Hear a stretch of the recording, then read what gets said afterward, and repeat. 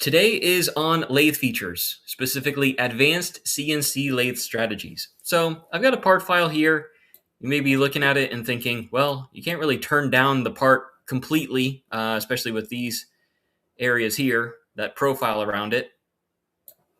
But we'll be looking at strategies on how to turn the areas that we can on this part, create geometry to turn down the stock if we're looking at it from this sort of view here, turning down to this area so that we can use a milling tool or something to mill around the profile afterward. I got this from a customer and he's using a mill turn machine. So we went a little bit further involved than we're going today with using a lathe to turn down what we can, and then using live tooling to use a milling tool on the lathe that he has to profile around it. But yeah, if I look at it from a top view, we're looking at it down inside of the cylinder like this. We need to get it on its side from this top view so that we can do our turning operations to start with. So let's take a look at how to do that first. Look at some of the CAD functions to help with our turning operations. So I imported this file as a SolidWorks part file, and now I need to reorientate it. I go to the top and I go to Utilities and I go to Rotate. I select the solid model and I'm rotating it around the y-axis. You can see if I'm looking at it from the side here, the y-axis here, and I'm rotating it around 90 degrees. And normally it has it here from our geometry center. Now I need to have it where the front face is at my work offset right here at the origin location. So I'm going to change the rotation center from the center of the geometry, pick my rotation center as X0, Y0, Z0, so it's rotating around the center of the origin location rather than from the geometry center. All right, and then I'm going to click OK. So easy as that. If I want to create my own drawing of the profile here to turn down the stock or create or measure anything or create the 3D model, I can go up to the top and go to my Home tab. And all the way to the right, there is a turning mode option. So if I'm familiar with sketching in X and Y coordinates, I can certainly do that. You can see where my cursor is with the X and Y coordinates here. But if I click on turning mode, you'll see those coordinates change to Z and X coordinates. So if you're more familiar with creating your profile like this here, when you're going to create 2D and you're sketching your lines to create the chamfer here, create the OD, and go around, you're sketching in Z and X coordinates like you would see on the lathe.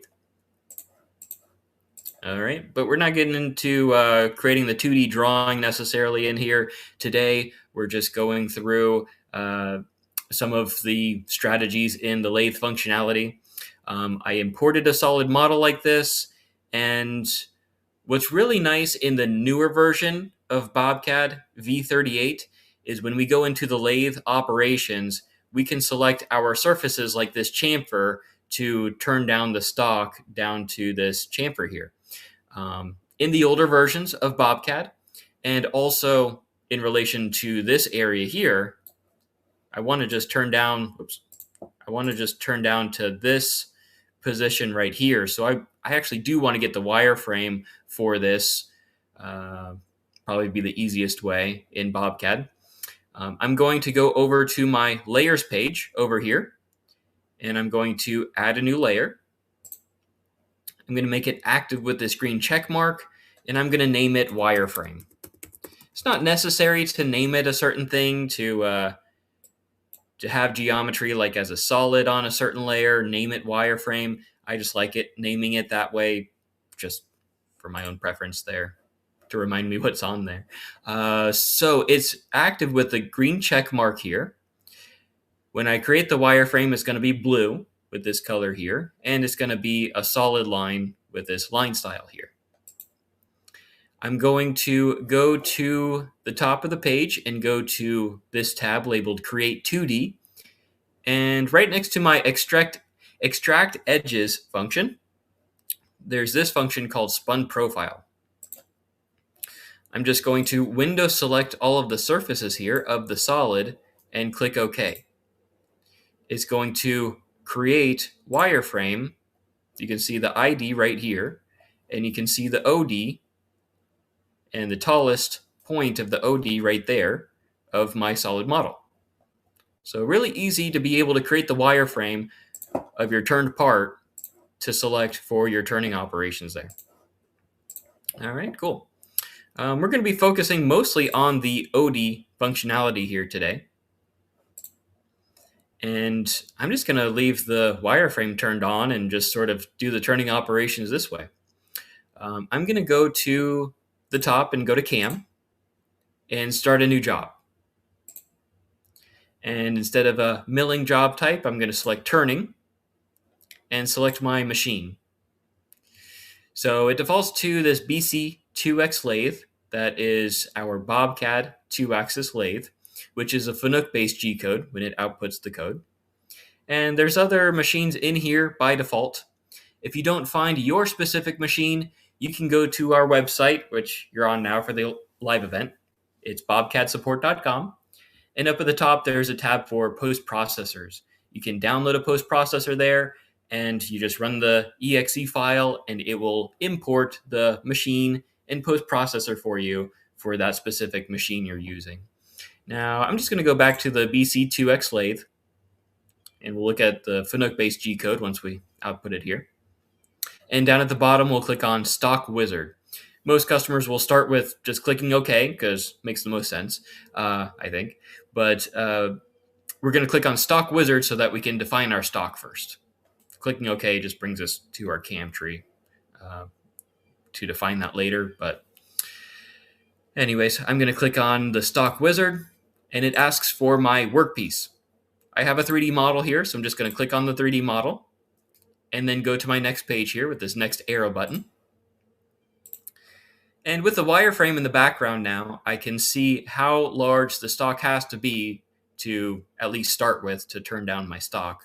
Let's start with 4 inches for my stock diameter. Internal diameter is if I already had a hole drilled through, or maybe I've already turned down the ID, I can type in my ID here, and the length of the stock. So the OD is looking pretty good there for 4 inches. I can turn down this area here and turn down to here and the chamfer and all that. The length seems fine. Maybe I'll go 1 more inch. So I'll go 4 inches for the stock diameter, 4 inches for the length. That way we can do, let's see, I'm looking at doing a facing operation. I'm doing a turning on the OD. I'm doing a groove operation right here. Then we'll do another turning operation on the back side here. And then we'll do a cutoff operation and see some ways to advanced CNC lathe strategies to be able to cut down on air cutting, cut down on cycle time, setting our feed rate, or we could set constant surface speed, those kinds of options today. Then if we go to our next page, it doesn't have anything for our machine setup necessarily in terms of setting the position right here. It's always at the CAD origin location. So we want to set up our part file and our stock accordingly to that. But on this machine setup page, we have clearance planes for the face. So 1 inch out from the clearance plane there, from the work offset. Clearance plane from the OD, 1 inch above it. So when it retracts for tools and different operations and things, it will retract to this position and retract out from this position. And then ID is at least 50 thou here by default. Now before I hit OK, one thing is I'm going to go to my previous page. And this last option here, stock origin. Right now it's at Z0, but I want to push it out a little bit further so I can do a facing operation first. if I don't have it pushed out, it's not going to see there's any stock here, and it's not going to face anything off. So I'm going to add an extra 50 thousandths right there for a facing operation. And then I'll click OK. So now you can see it brings us to our cam tree, and we have all of our turning operations. Once I right click on machine setup 1, and you can see from here we have from the beginning lathe end face, lathe turning on the OD or on the ID, groove, drilling, tapping, threading, cutoff, and stock handling for a bar feeder. Now we'll take a look at facing, then we'll take a look at turning, we'll take a look at a groove operation here into this groove, then another turning operation on the backside, and then a cutoff operation. So let's start here, go to lathe end face.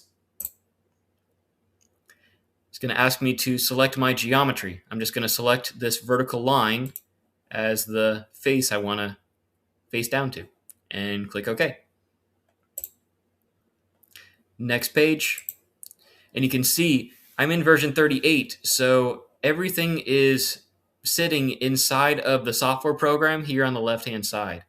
And you can see there's sort of this feature tree over here that I can switch over to.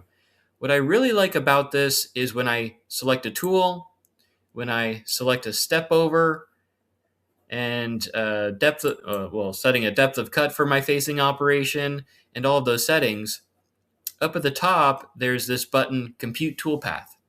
So when I hit Compute, it updates the toolpath for me that I can see. Instead of having to hit Compute, I can look at the toolpath, then I have to go back into the feature. I can just hit Compute to update the toolpath in real time and take a look at my changes from here. So again, from the beginning, I've selected my geometry as the vertical line here for my face. Next page. Region 1 or region 2 would be if I'm starting from the top. I wish it would show me here. Doesn't show me a pop-up there.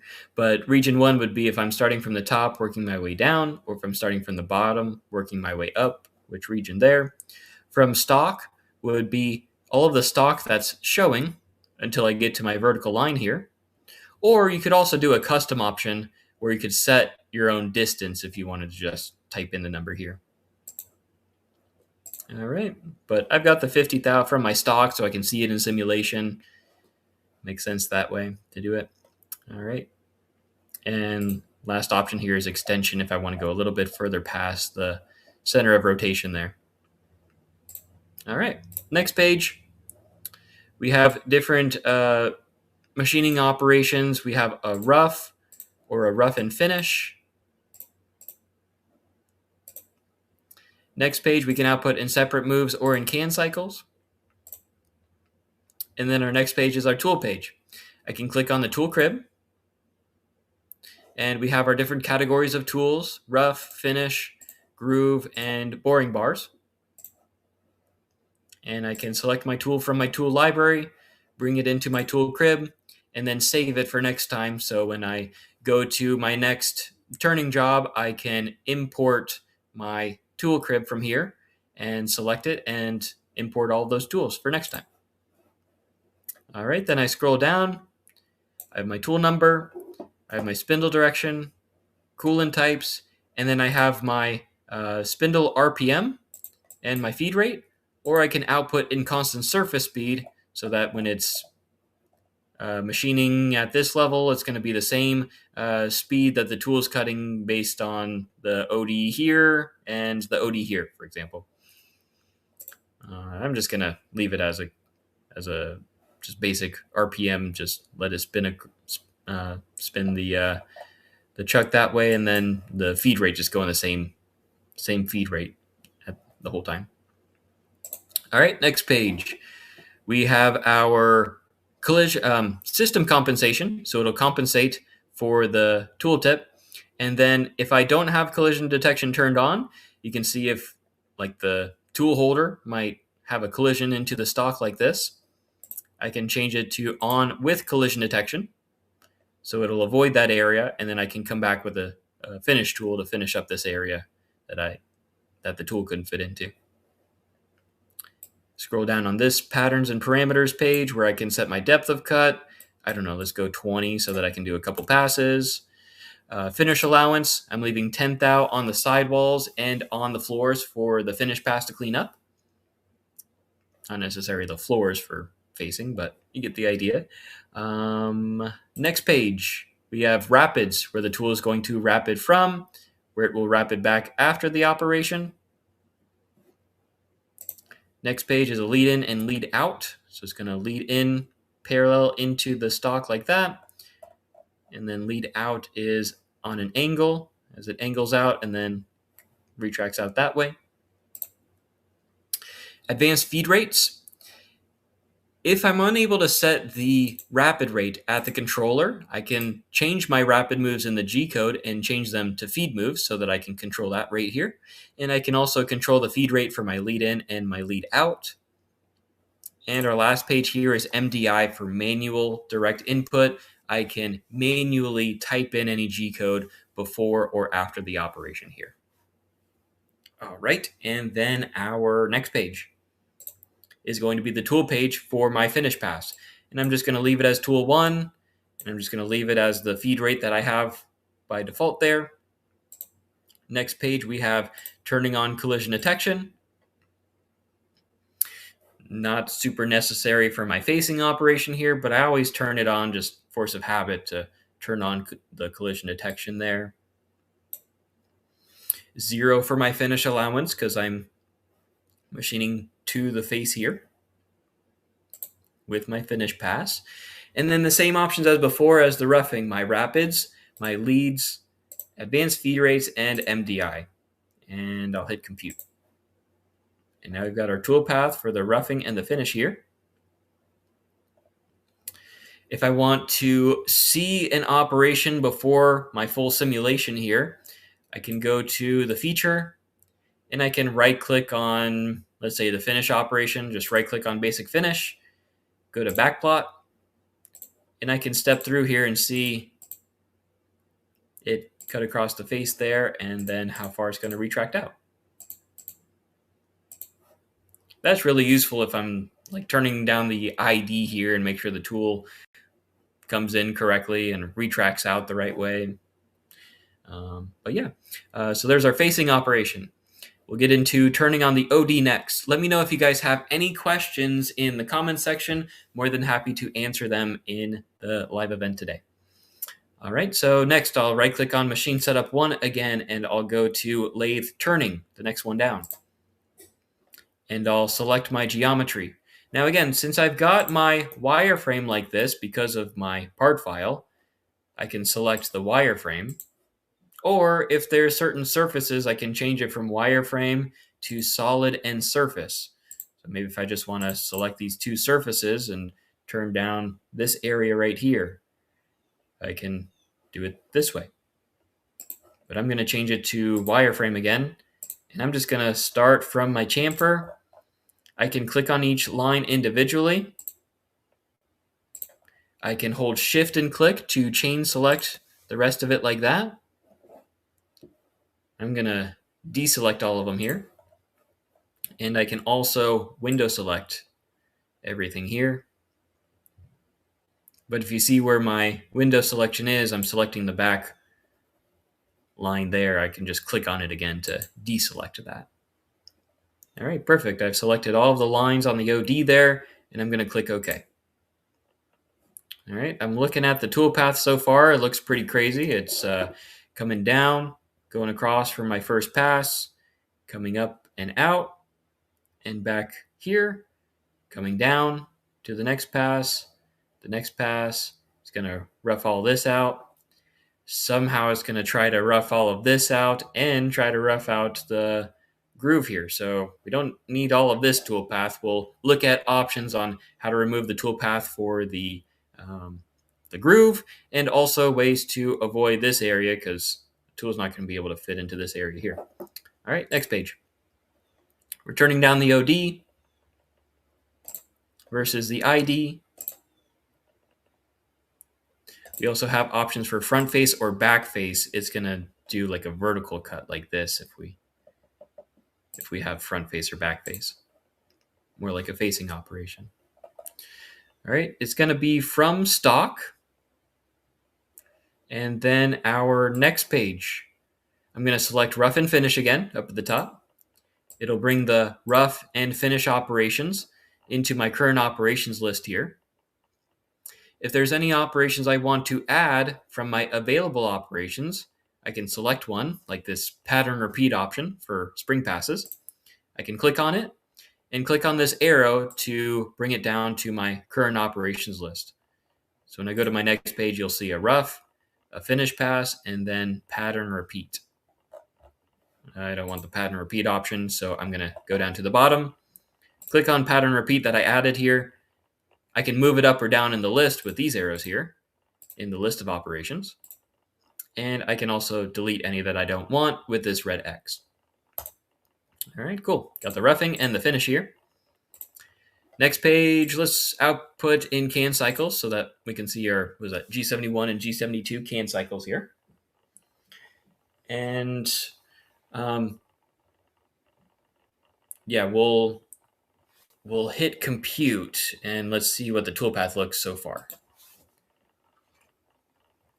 I don't see anything yet. Maybe, I think I have to select my tools first and then we can hit compute to update. There you go. So we're at our tool page for the roughing. Still doing all that crazy stuff. I'm just going to leave it as tool 1. But my next page, we have collision detection. So that should remove a lot of this area here on the backside. I'm going to go to on with collision detection. And then I'll update to see that. Okay, so it's removing all of that area there. Perfect. Now, if the groove was on this side, just to show you, I can go back to how do I remove just the groove, for example? Well, I'm going to go to my first page here on the turning feature where I'm selecting my OD and ID. The undercut options would be for a groove like that. You can see remove primary undercut would be if there was a groove on the front side over here. I can remove it like that, just checking the box. And then remove secondary undercut would be if there is an undercut on the front face like this of it in this area. Check that box and it'll remove the tool path in that area. But it's on this back side, so when I turn on collision detection, it's going to remove all that for me anyway. All right, so I'm back on the roughing tool. Go to my next page, turn on collision detection to remove all of that area there. Cool. What else do we have? You know what? I think we need to remove all of this toolpath anyway right here too, because we're going to do another operation, turning operation, where the tools, we could do the tool orientation flipped so that we can do the operations on this side. So if I have collision detection turned on, but I go back to that feature page and remove secondary undercut, it should remove everything across here. Nope, primary undercut. Remove primary undercut, and it's going to remove all of this area. You can see the red line here is showing the geometry that is cutting now. So I go to my tool page. Let's compute it. There we go. Perfect. So it's just turning all of this area here. Then we'll use another tool where it's going to be fixtured another way to be able to come in from the other side. All right. Turn on collision detection. Depth of cut we'll leave as 50. We'll leave 10 thou on the sidewalls and the floors here for the finish pass to clean up. Rapids, leads, advanced feed rates, and MDI. We've got our tool page for the finish pass. We'll leave as tool number 1. Turn on collision detection. Rapids, leads, advanced feed rates, and MDI. And we'll hit compute. All right, perfect. Let me know if you guys have any questions in the comment section. More than happy to answer them. And next we'll do the turning operation on the other side, then the groove, then we'll do the cutoff. Okay. I think we're looking good so far. Yeah, let's do that. Okay, so we'll right click on machine setup 1. We'll go to lathe turning again. I'm going to select my wireframe as these right here. I'm going to include the groove and zoom in and make sure all that's red. Perfect. And click OK. Go to my next page, turning on the OD again. What else do we have here? Region 1 or region 2? Region 1 or region 2? Yeah, it's either, so region 1 would be this side, region 2 would be on the flip side here. Yeah, that would be the option there. Remove primary undercut. You can see it removes that groove there. From stock or from geometry? Now I'm doing from geometry because if I did from stock, we look at our toolpath here.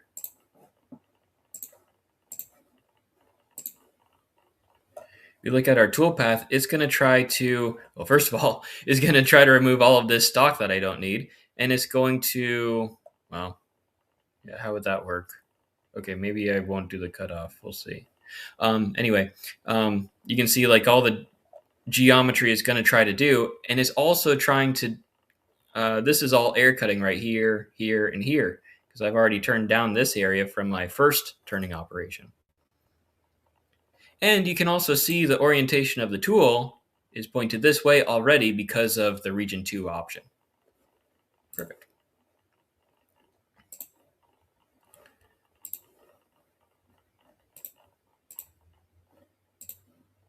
Just change back. Oh, there we go. Tool 2. Perfect. All right. I guess I would have to do that if I'm doing a cutoff operation with all this stock, or I could do a groove operation with all of this area, maybe with an OD groove tool. I'm going to change my mind on the cutoff for this one. We'll hit compute. We'll go to the stock wizard. So I'm going to right click on stock, go to stock wizard. Let's change the length to, I don't know, what is this? 2 inches? Let's go 2 1/4, I believe. So that is enough to be, no, I want to go all the way to it. So if I don't know the number, this is a good option. I can just right click on the anywhere here in the CAD workspace, and I can go to entity summary.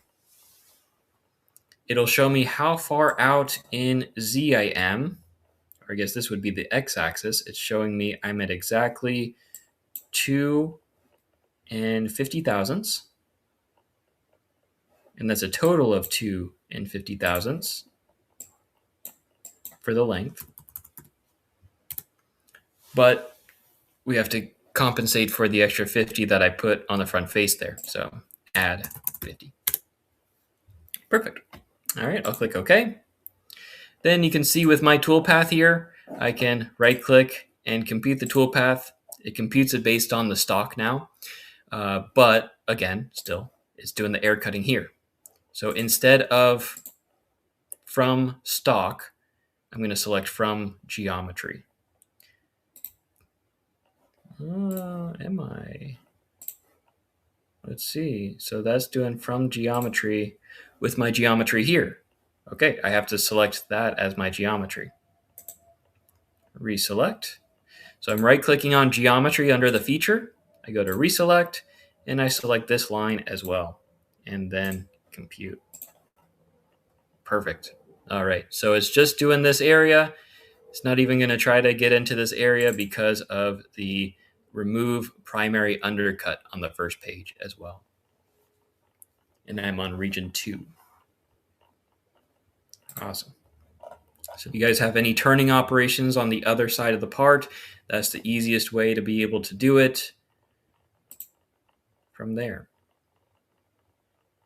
If you're able to do it on your lathe, if you have to do a cutoff operation and then flip it over to do the other side, let's take a look at that next. That's probably a little more realistic than this option. All right, so we'll take a look at the groove operation that we'll do here, and then we will take a look at our simulation. All right, so I right-click on Machine Setup 1. I go to Lathe Groove, select my wireframe here as this here, and click OK.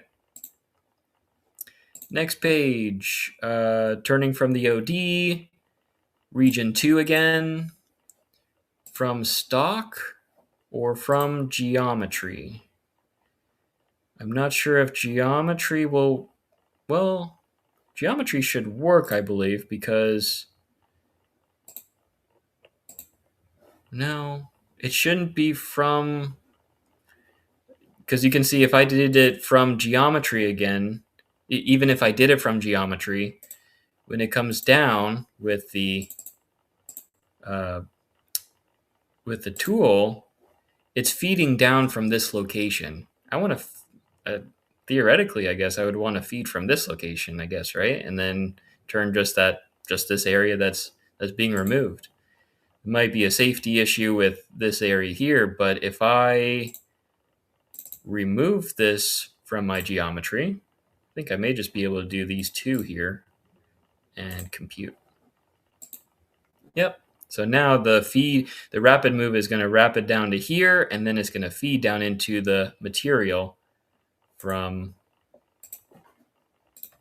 right there. Perfect. The only thing I want to change is my tool, I think. I'm going to do a different groove tool. I'm going to do a rough and a finish pass. We have our tool page for the groove operation. I'm going to select an OD groove tool like this, and then change my mounting orientation up at the top of my tool crib here from 1 to, no, how do I change it here? It should be, once I click OK, then I've got left corner versus right corner. No, still not changing for me to flip it. Even if I've done region 2,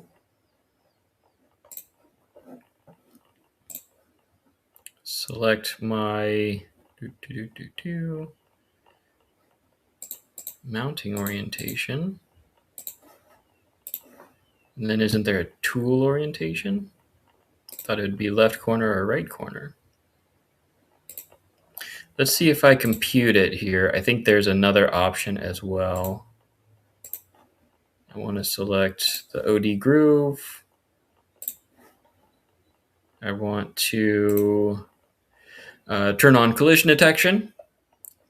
Then you've got also with the roughing, you also have the step over option and also a pecking option down into the groove there. And we'll hit compute. Let's take a look at the direction here. So here's the direction. It's going to start along this face and work back. If I want to go the opposite direction here, I can go to the feature. I can right click on default chain start point, reverse direction, right click, and then compute. And that should give us the right orientation for things, starting here and then going across like that. That should work for us. All right, so we'll take a look at our simulation. But first, I want to backplot this turning operation as well. Okay, yeah, so you can see the direction I need to reverse for this one as well. Again, that's under the feature. Right after geometry, I can right-click on default chain start point, reverse direction, and now you'll see the arrows going in this direction. I still have to right-click on the feature and compute that toolpath. So now that is going in the correct direction for us. All right, so we'll save our progress.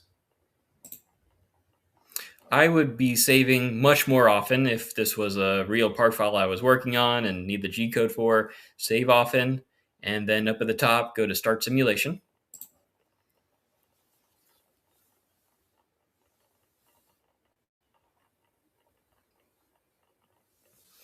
Up at the top of simulation, you can see the NC mode will tell us how many lines of code, about 200 lines of code here. If I change it from NC mode to length mode, it's telling me 147 inches for the tool travel. And if I change it to time mode, it says it will take about 4.5 minutes to run these operations, 4.5 minutes for my cycle time. And that's based on the feed rate that I've set for each operation.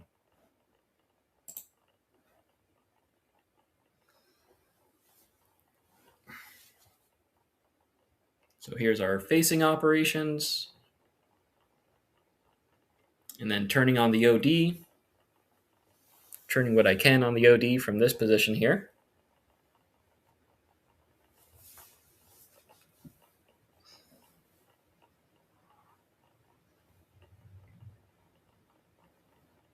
Speed it up just a little bit.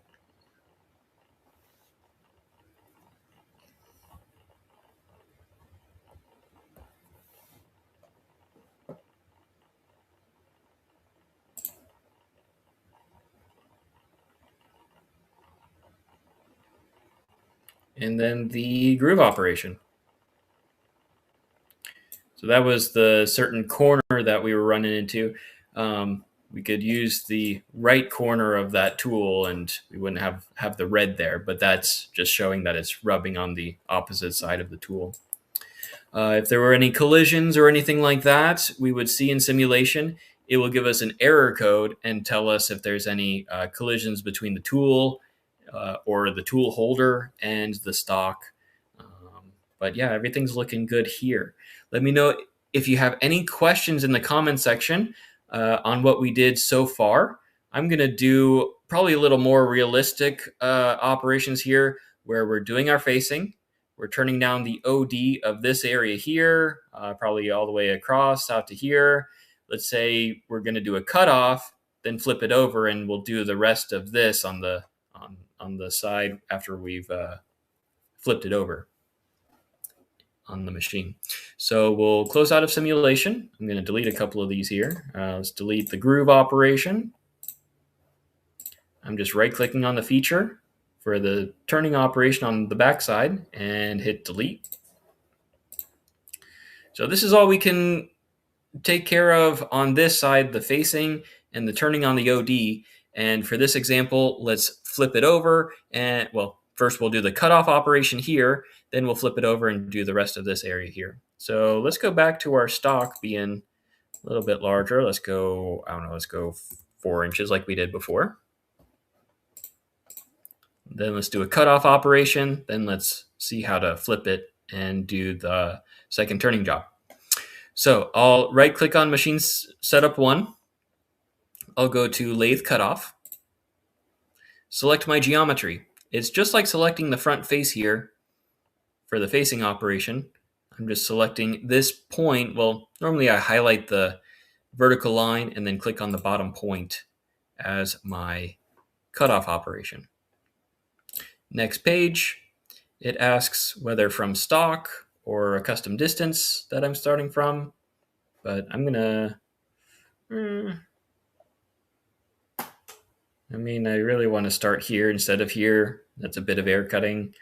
I should be able to go to custom and then pick this point I want to start at here. Perfect.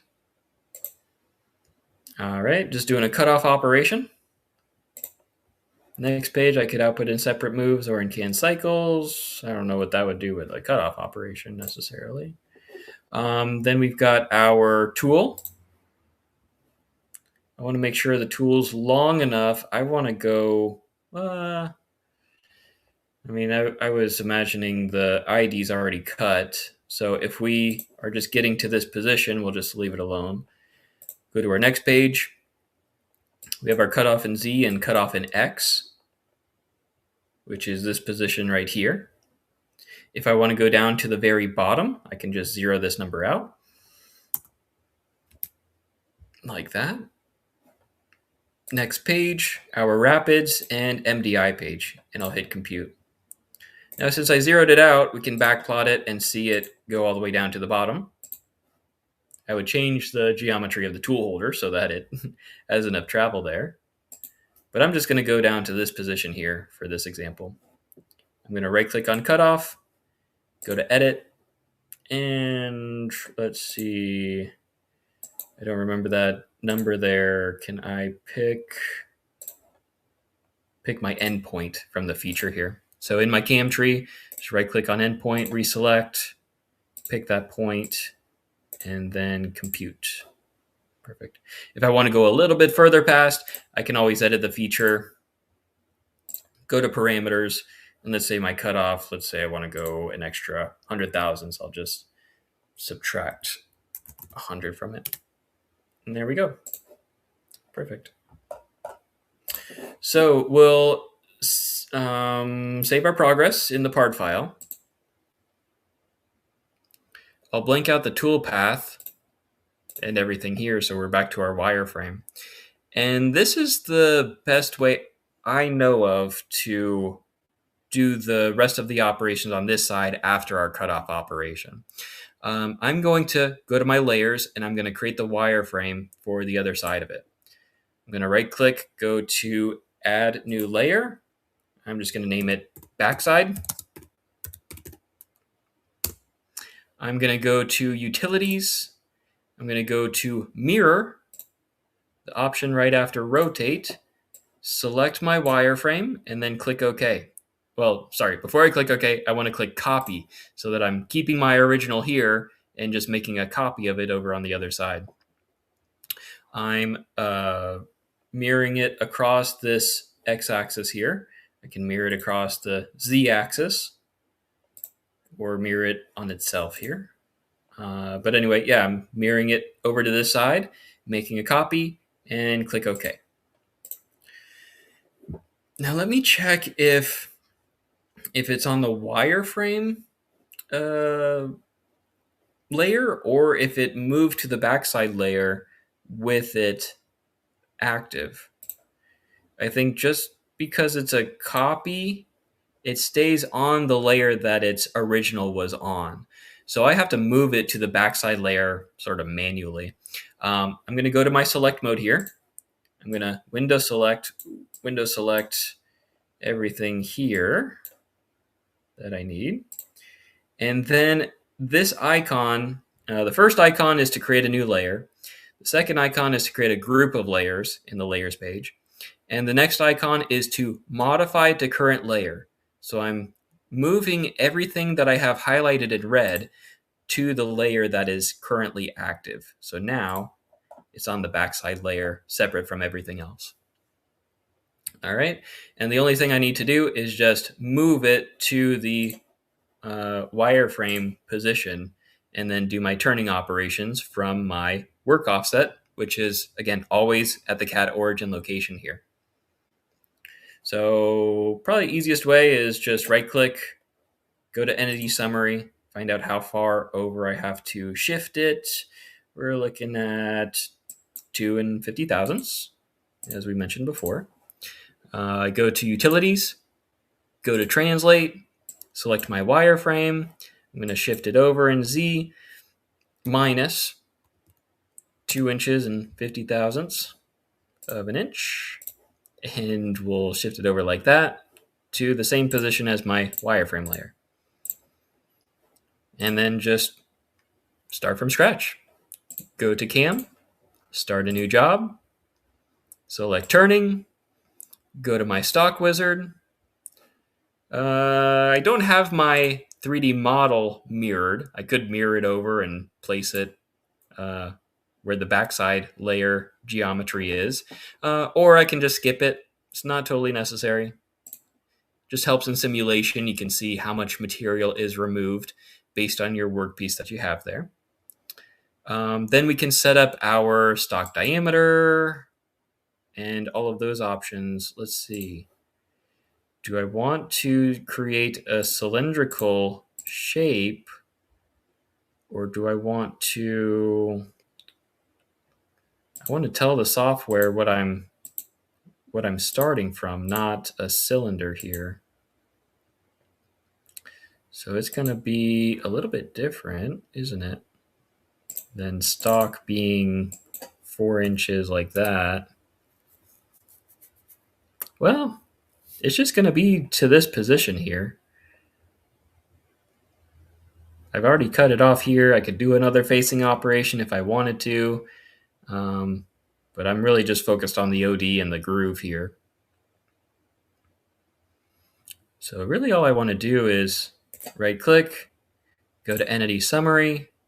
My highest position here is 1 in 845.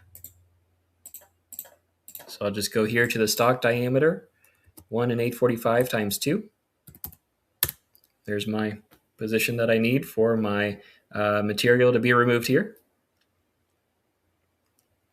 And then the length, I guess I could do the length as well, which is 2 inches and 50. Oops. Get it perfect there. And then click OK. And then just as we did before, I'm going to right click on Machine Setup 1, go to Lathe Turning. I'm going to select my geometry here.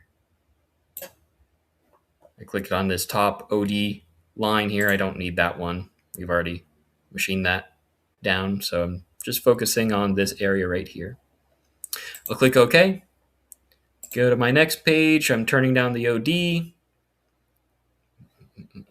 I'm removing primary undercut. So you'll see the highlighted geometry change to this here without the groove. I'm machining from my stock. And I'm going to my next page. We're doing a rough and a finish pass. Next page.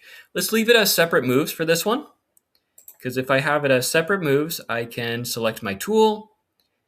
And then on the next page under patterns and parameters, I'm going to turn on compensation with collision detection.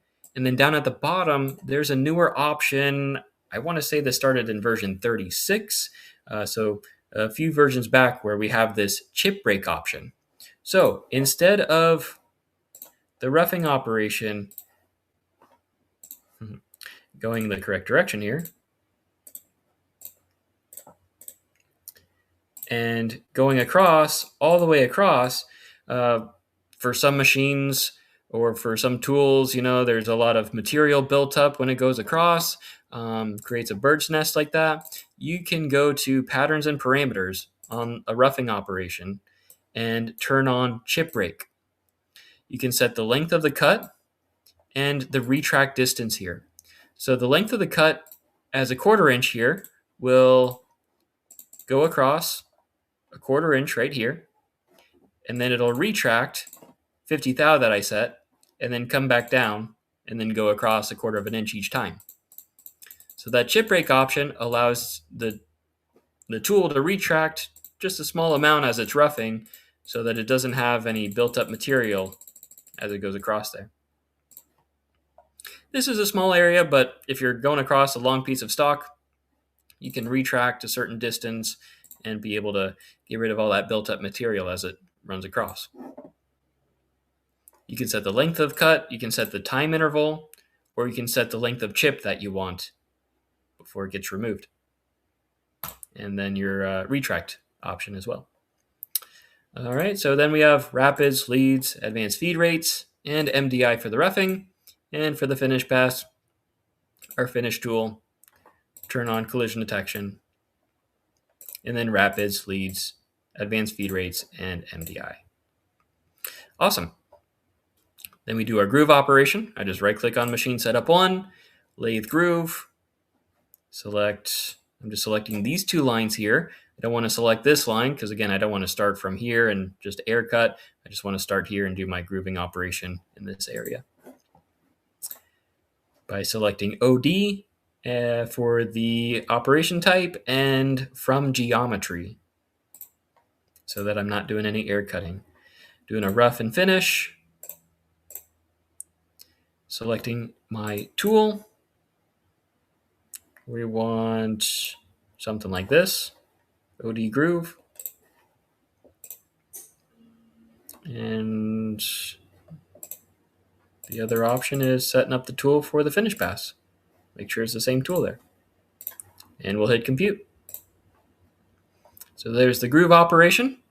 If you don't see any toolpath with a groove operation, usually what it is the width of the groove is smaller than the width of the tool. So you either need a smaller tool or a larger width there, but sometimes customers will call in and say they don't get any toolpath over the groove. Well, if the tool is too large, it's not going to create any toolpath if it can't fit in there. All right, so there's our groove operation, and that's it on this side.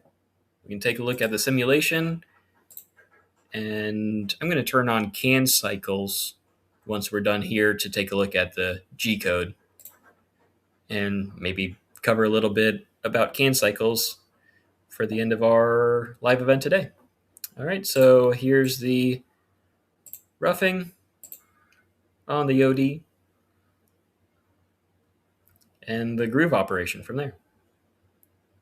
And that's it. So we'll close out of simulation. If we want to look at the G code next to simulation, we can click post. Here it is in separate moves. Separate moves are about 135 lines of code here. Got our rough, our finish, rough for the groove, and finish for the groove operations. 135 lines of code.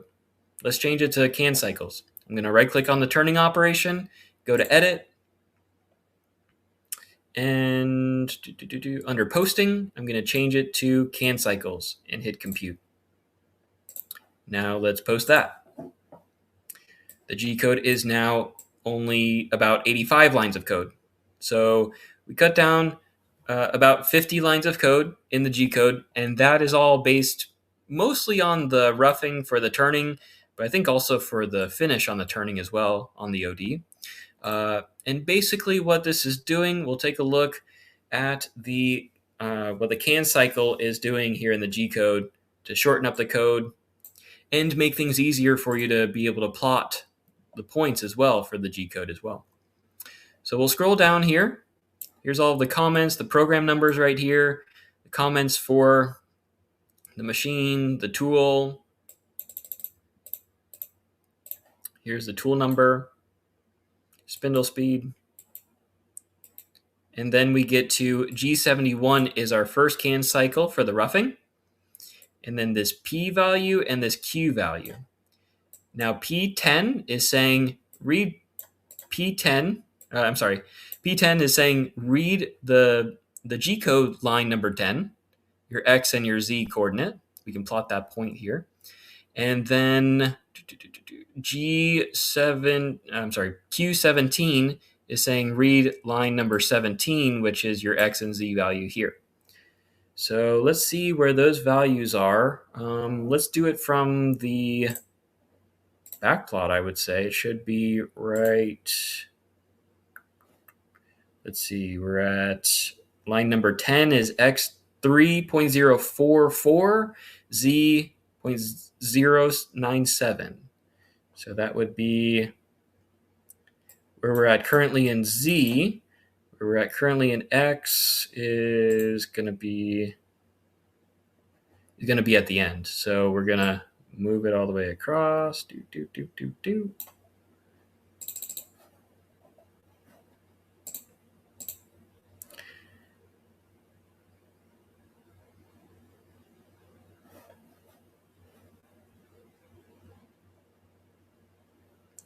That is 11. 11's right here. So 11 is X 3.089 Z0. So that's where we're at right here. Actually, I'll just plot the point so that we can see it better. So what I normally do is I'll go to my current document settings, go to CAD, and change the points to something very large that I can see very well. Apply and OK. Then I'll go to Create 2D, go to Point, type in the number here, 3.089 Z0. Now, if I look at it here, oh, X is 3.089, Z0. There we go. Now, if you look at it here, it's double the size because I'm in diameter mode. So I got to go divide by 2 so that we're right on the radius of the part. All right, so that's the first point that I plot for line number 1. And then line number 17 is Z minus 0.7822. And then X is going to be X positive 3.69 divide by 2 for the radius. So this is what it's saying for the two values here. P10, Q10 is telling the controller on the machine the start point and then the end point for your can cycle. So it's telling the software program, read this point, then line number 11 is going to be this point, line number 12 is this point, 14, 15, 16, 17 is right here. All right. And what it's saying is what the controller is saying with this can cycle to the machine, it's basically saying, understand this profile right here. And this is what we've roughed out for the finish pass to clean up from that position. So it's also telling us in the can cycle, right here is the feed rate. Right here is the depth of cut of 50 thou as it has this profile from our original stock. Okay, and then we get down to the finish pass and our G70 can cycle right here. So G71 for the roughing, G70 for the finish can cycle. And it says read the points there. If I plot the other 5 points, it's going to be here. I think there's a couple of broken up lines here. So here, here, here, here, and then up to here. So yeah, just to double check here, this is line number 10. Line number 11 is Z0, X 3.089 divided by 2.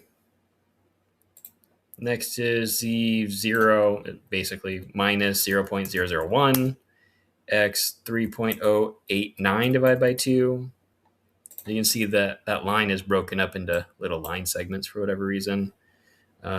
Z minus 1.094, X 3.1473 divided by 2.